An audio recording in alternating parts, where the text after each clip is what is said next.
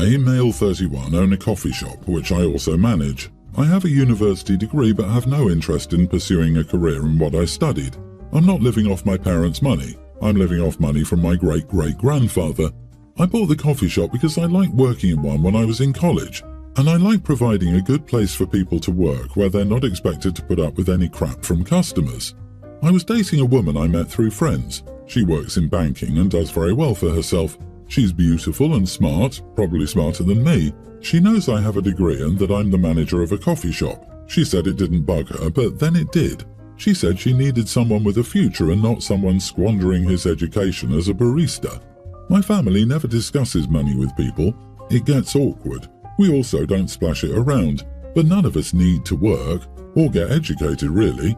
My little brother always joked about buying a villa when he got his trust fund and lying in bed while sturdy women rolled him around with kayak paddles so he didn't get bed sores. He got his teaching degree and is happy as an elementary school teacher. She broke up with me because she couldn't see a future where she was the breadwinner and I stayed home with the kids. I said I understood and let her go without much of an argument. Then, about 18 months later, I met a woman at work. She's a regular and she's perfect.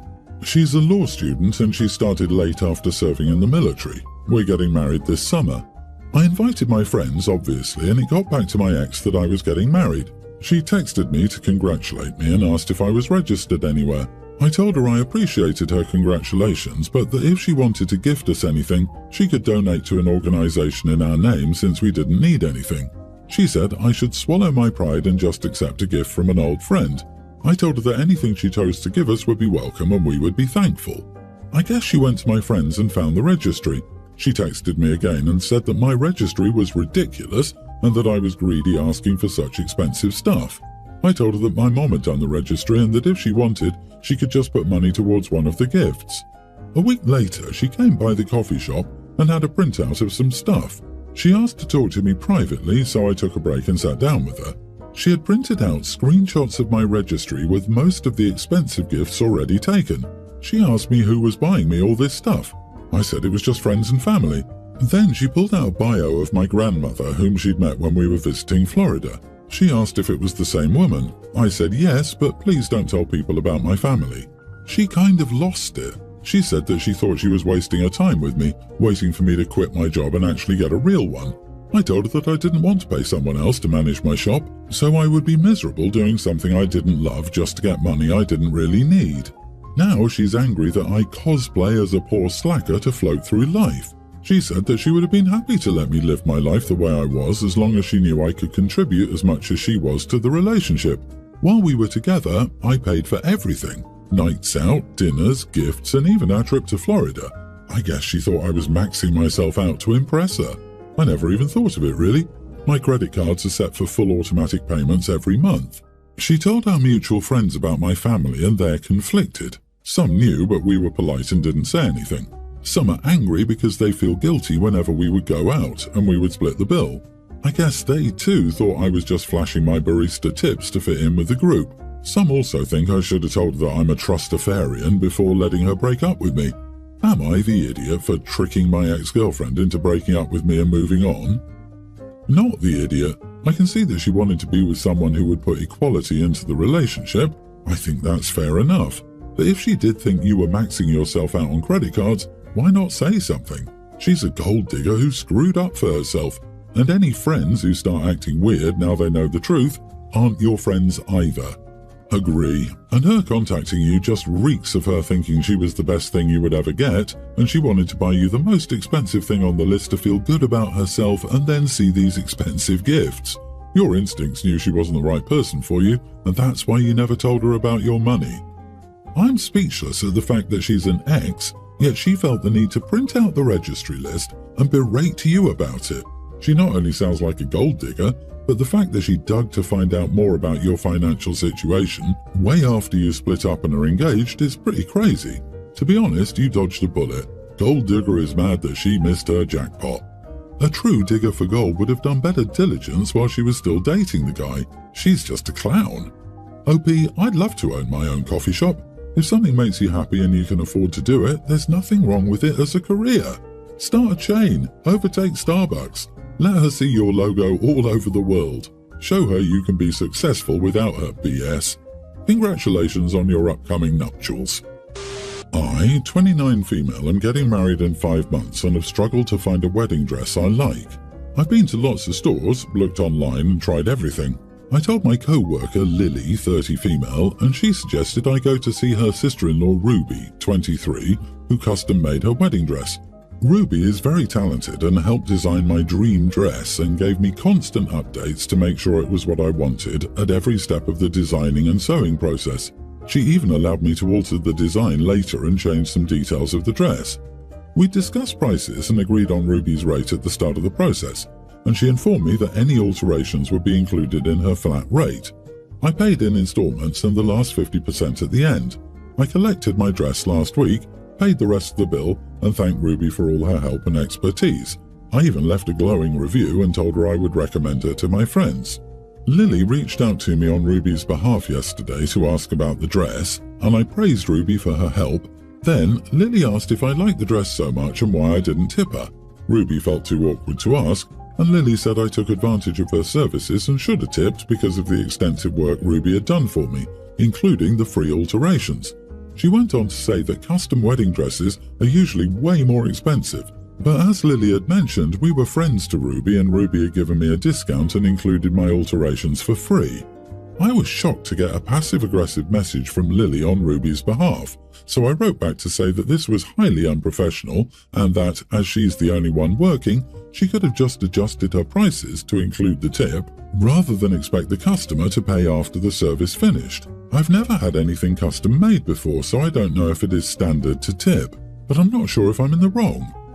Not the idiot, but both Lily and Ruby are. If Ruby gave you a discount, steep or otherwise, that's on her. You didn't force her hand. She shouldn't have expected you to make up the difference in an unspecified tip that you were mysteriously supposed to be aware of. It was nice of you to write a glowing review for her. You should ask her for a tip too. Geez, tipping culture is out of control. You agreed on a price and she delivered. You don't tip on bespoke dresses, you pay a premium for having a bespoke dress. If your changes affected the cost, it should have been negotiated when the design and details were altered because the scope of the work changed, so naturally the cost might change. I have never heard of tipping a professional. Service workers, yes, and that is customary. I don't tip my lawyer, mechanic, doctor, contractor, or anyone else who's a professional either. They tell me their fee and I pay that or I don't use them. The idea is really foreign to me. She hadn't priced it properly because it ended up being more work than she anticipated. But that would be on her, not you. This should be a learning opportunity for her to quote her services better. This happened to my, female 26, husband's sister, 31. She got married last week. Please don't think of this as bragging. I've always been considered physically pretty. People have always told me that. It has its perks and its cons. I had a hard time because of this when I was at school because, let's say that I was a stereotypical cheerleader. My point with this is that other people often only paid attention to me because of my appearance or thought everything I did was against them. This was a big issue amongst girls, which might have something to do with this as well. So, on to the conflict. My husband and I got invited to the wedding at a very fancy location. It was truly a very beautiful wedding, so I decided to dress up a little bit. I had a baby 3 months ago. I wore a dress with cleavage. When she and her husband were busy catching up with friends, some family members came and complimented my outfit with the always so necessary comment about how good I look because I've lost most of my baby weight. You know how much people like to talk about that. Then the other incident was because we didn't bring our baby with us to the wedding. One of my friends was babysitting for us since she lives nearby. He only breastfeeds, so she had to drive him twice so I could feed him. The first time was when they were giving speeches, so I went to the car, breastfed him, and she left. Then, the second time, some people wanted to see the baby, so as we were outside because of the music, some of our family came to greet my baby. My other sister-in-law posted photos of the wedding. She posted one of me and her, which said, "With the prettiest doll," because she calls me Barbie sometimes. My sister-in-law thought that was very nasty. She posted on Instagram saying that no matter what, some people always want to shine brighter than others and steal the spotlight, even on special occasions. I saw that and I sent her a text like, "Hey, is everything okay?" She didn't answer that day, but the next, saying that I couldn't possibly be this tone deaf and that the post was about me. I was like, what? And she said that because people were posting and talking about how pretty I looked at her wedding, how good I look, how lucky my husband is, how pretty my baby is. You get the idea. I told her, sorry, but I don't see how that has anything to do with me. She said that I was doing this on purpose, and to back up her argument, she said that in the photo I posted, people were commenting on that kind of stuff. She insists that I wanted to outshine her by basically looking prettier and having people coo at my baby. So I think this might just be that female competition because I've seen it other times. It wouldn't be weird to me if she thought that my dressing up or losing weight was something I'd done to purposely harm her because it's happened to me before. But I don't want to be too harsh, and I want to give the benefit of the doubt because maybe I was wrong.